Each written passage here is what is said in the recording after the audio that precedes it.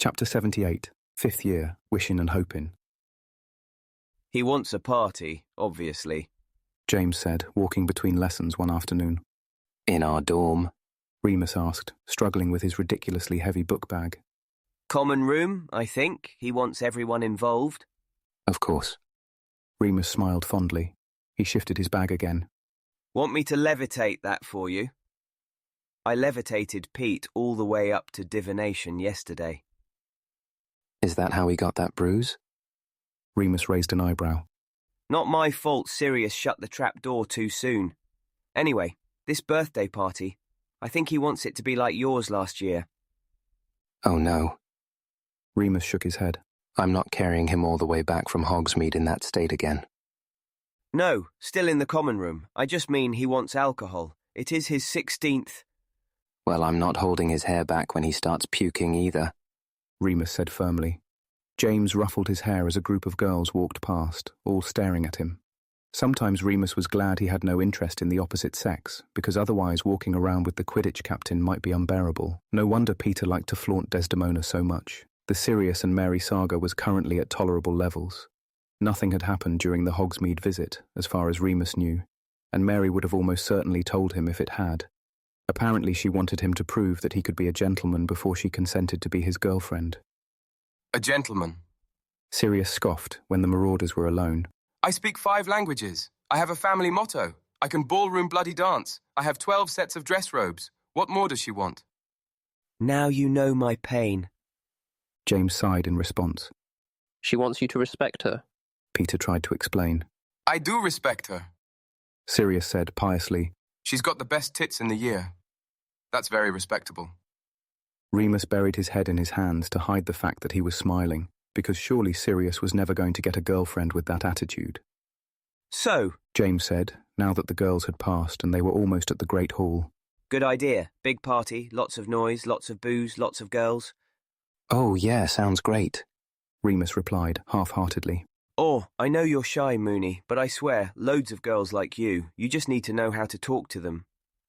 Remus thought that was a bit rich, coming from James Evans, Potter, but he said nothing. Anyway, James went on, grinning as they entered the hall. You can be the JD, you know all the music. The DJ, Remus corrected. Whatever, all right, Wormtail. James elbowed Peter, who was sitting with his girlfriend at the Ravenclaw table. She frowned at James. Why have you started calling him that? It's a terrible nickname. Nah, Remus smirked. Suits him down at the ground. Peter flicked 2 fingers at both of them and returned to his lunch. They'd all been playing about with nicknames, partly because they wanted to finish the map by Christmas and needed the aliases, partly because James and Sirius just liked the idea of having code names. They'd made a game of never calling each other by the name twice, but after Squeaker, Whiskers, Scabbers, and Cheese Muncher had been tested, Wormtail had ended up sticking for Peter. Remus was loving every minute. Now they knew how he felt, though he had to admit he had grown quite fond of Mooney. They sat at the Gryffindor table. Sirius and Mary were already there, chatting animatedly. Fido. James nodded as he sat. Rudolph. Sirius replied with an identical nod. Where have you two been? Mary asked. Didn't you have a free? Library, Remus said, reaching for the soup ladle, standing to lift the lid on the steaming tureen between them. Tomato, his favourite. You two are acting like we don't have OWLs coming up. I'll do my revision at Christmas. Mary shrugged. I'm not that fussed. I'm more nervous about the career interviews. Career interviews? Remus sat down, alarmed. Lily was telling me. Mary explained. After OWLs, we have to go and have a meeting with McGonagall about what to do after school finishes. No idea what I'll say. If this war carries on, I won't even be able to get a job as a Muggleborn. You will, James said fiercely. We're going to win. Well, even so. Mary shrugged. I don't know what I want to do when we leave. The only wizard job I know anything about is teaching, and I definitely don't want to do that. An owl appeared from somewhere above them, landing beside Sirius's plate. He rolled his eyes. It was a black family owl. At least it's not a howler, James said cheerfully, buttering his bread roll. Sirius ripped open the white envelope, and Remus watched his blue eyes flicker across the text. He stood up, looking over at the Slytherin table. Mary, Remus and James all turned to look too. Regulus was watching his brother. Sirius made eye contact with him, raised the letter and his wand, and said, Incendio. Mary yelped as the piece of parchment burst into flames between Sirius's fingers. Sirius sat back down, satisfied. Bad news, then? James asked, returning to his lunch. A summons to spend my birthday with my darling brother. Well, is that so bad? James asked. Yes. Remus said sternly. He had not forgotten the vicious cuts on the backs of Sirius's legs. Why did you do that? A voice behind them spoke. Regulus had actually left the Slytherin table to confront his brother. Sirius ignored him, instead continuing to eat his food. Sirius, Regulus said, louder this time. why did you burn that letter? Come on, Mary. Sirius said, standing up again, carefully avoiding eye contact. Let's go. We've got charms next, haven't we? It wasn't from Mum. Regulus said, his eyes overbright and his cheeks turning unnaturally pink. I wrote it myself. I wanted to see you. But Sirius was having none of it, and had already swept away from the table, Mary on his arm. I can talk to him, if you want. James turned to Regulus. The younger black brother blinked a few times, then glared at James. Remus could see his long eyelashes glittering with angry tears. Piss off, Potter. No one asked you. If he's happy with his mudblood girlfriend, then fine. I don't care. And with that, Regulus gave his own flounce, returning to his friends on the other side of the hall. James sighed, heavily, playing with his soup. Real flair for the dramatic, those blacks. Thursday, October 30th, 1975. Sirius's birthday fell rather unfortunately on a Monday that year, so they decided to hold the party on the Saturday, which preceded it. This was not long after the Marauders' second full moon spent together in the Shrieking Shack, which had been just as successful as the last, if not more so, because they were all much more prepared. Remus had managed to get hold of 2 bottles of Firewhisky from a 7th year who had once bought cigarettes from him. James paid, of course. The rest of the Gryffindors were quite used to Marauder parties now, and those who weren't interested were armed with silencing charms for their dorm rooms. Lily did not think this was reasonable. Really, Remus, we can't disrupt the whole house just because it's Sirius's birthday. Why not? Remus yawned. It was late, and they were patrolling the 4th floor again. We did it last year, and the year before that. Last year coincided with a Quidditch victory. Lily said. That was a house celebration. Well, so's this. No, this is a serious celebration. Yeah, everyone loves Sirius.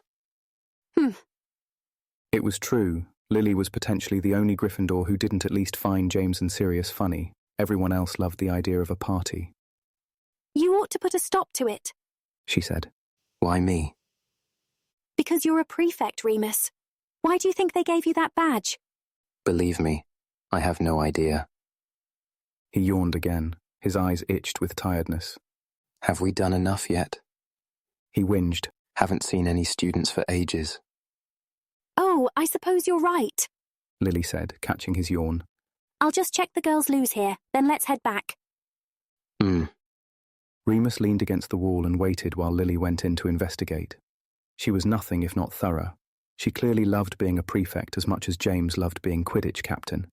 Remus was definitely not enjoying the responsibility, as if he didn't have enough to do, with OWLS on the horizon, not to mention full moons, a war, and keeping on guard for various Slytherin attacks. Speaking of which, loitering outside the girls' loos. A voice slithered up from behind him. Remus turned to see Snape coming around the corner.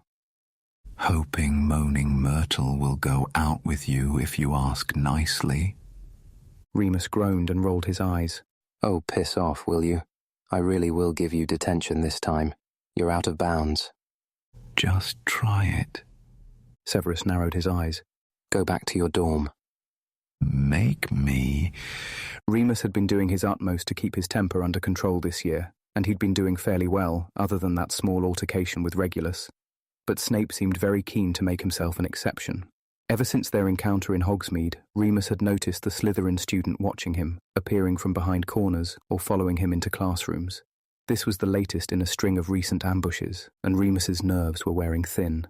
Fortunately for Severus, at that very moment, Lily completed her inspection and walked out of the toilets. Sev! She said, sounding half surprised, half concerned. Her eyes flashed between Snape and Remus. What's going on? I was just telling Snivellis that he's about to get a detention for being out of bounds, Remus said, smugly. He knew that Lily was one of the only people Snape cared about, and that the last thing he wanted was to lose face in front of her. Don't call him that. She frowned. You really ought to be in your own common room at this time of night, Lily said to Severus reproachfully. I wanted to make sure you were okay. Severus said smoothly. It isn't safe wandering around the castle with delinquents. Watch it, Snape. Remus withdrew his wand. Watch what, muggle lover? You slimy filthy. Stop it, both of you! Lily shouted, pulling out her own wand. Or I'll turn you both into mice and you can take your chances with Mrs. Norris. They both stared at her, dumbstruck. Quite right, she said, drawing herself up to full height. Now, Severus, go back to the dungeons. Remus, shut up and come with me. With that, she stormed off, plaits bouncing behind her like two copper whips. Remus had to walk very fast to catch up to her and was panting by the time they reached the top of the second staircase. I didn't start it, you know, he told her. Old Snivellis has been following me around all year, the slime ball. I don't want to hear it, she snapped. I don't even care who started it anymore. You lot or him, I think you're all horrible bullies. Lily. I mean it, Remus. I'll curse you. Girls, Remus thought grumpily as he let her go on ahead, rubbing his poor hip. Mental, every last one. Saturday, November 1st, 1975. The Slytherins might all have high-profile careers ahead of them. The Ravenclaws probably kept the coolest heads in an emergency, and if you wanted anything done well, then you could count on a Hufflepuff. But Gryffindor Tower threw a bloody good party. Word had got out, and a steady stream of Hufflepuff and Ravenclaw students were sneaking in through the portrait hole, which was supposed to be manned by Peter, who had got drunk very quickly and was apparently extremely hospitable after a few Firewhiskies. By 10 o'clock, the common room was heaving, awash in dazzling red and gold, full of chatter, laughter and music. Remus had started off in charge of the record player and had implemented a system based on the way a muggle jukebox worked using a simple levitation/locomotor spell combination. However, things had quickly got out of hand, and in the end, he'd abandoned his post in favour of having a good time. Sirius, who was on his third or fourth whiskey by now, was having the time of his life, centre of attention and surrounded by girls. The Gryffindor girls had been poring over a copy of Marie Claire all afternoon, and Remus noticed that they were all dressed very differently for this year's party. Their skirts had got shorter, the colours less conservative, and the makeup was something else. Mary had performed a spell on her eyelashes that made them long and thick, like bats' wings. She looked utterly stunning in a royal blue miniskirt and white blouse with long bell sleeves, cut low to accentuate what Sirius called the best tits in the year. Marlene was very striking too, her fair hair combed out for once, rather than in its usual practical ponytail, in white flares and a floaty paisley print top. And even after Lily's outburst the other night, she was smiling and chatting away with everyone else, wearing an emerald green crocheted dress. I think tonight might be the night, you know. James slurred, collapsing into the seat next to Remus like a sack of potatoes. Oh yeah, Remus mused conversationally. And what makes you think that, Prancer? He was running out of Father Christmas's reindeer. They were going to have to settle on one eventually. Look at her, James gushed. She's obviously trying to get my attention. How? Look at her. Oh yeah. Remus patted his friend's knee indulgently. Yeah, I definitely see it. She's mad for you, mate. I just need to work out how to impress her. James downed the remains of his whiskey. Remus didn't know how many that made, but it wasn't his job to babysit anyone. You could try talking to her about charms. Remus suggested. You were struggling with that banishing incantation last week, and she nailed it on the first go. James looked at him as if he was insane. No, I'll come up with something. Something to really wow her. He got up and wandered away before Remus could try to tell him that Lily Evans probably did not want to be wowed. And anyway, he was distracted at that moment by Sirius, who had begun dancing with Mary to the final bars of the T-Rex song blaring out.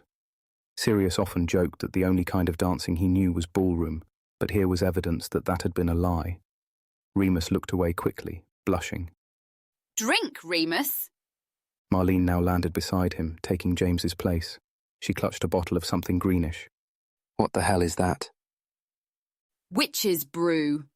She smiled, pouring it into his cup. He sipped the fluorescent green liquid.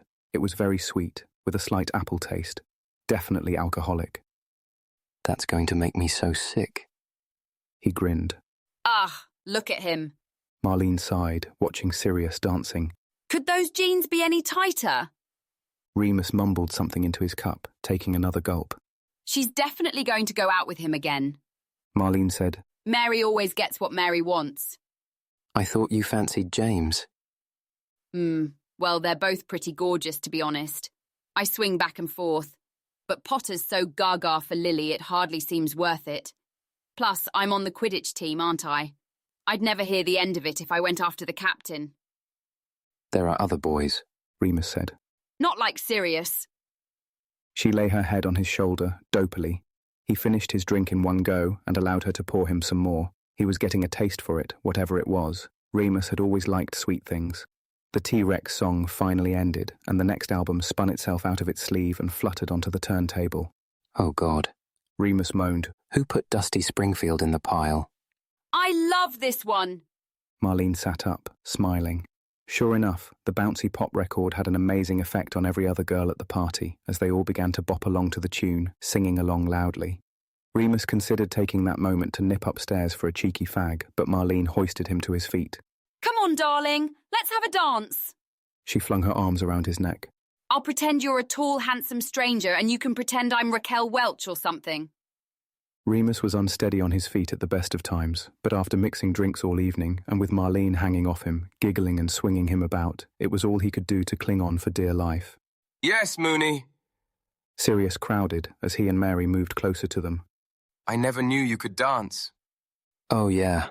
I'm the next Fred Astaire.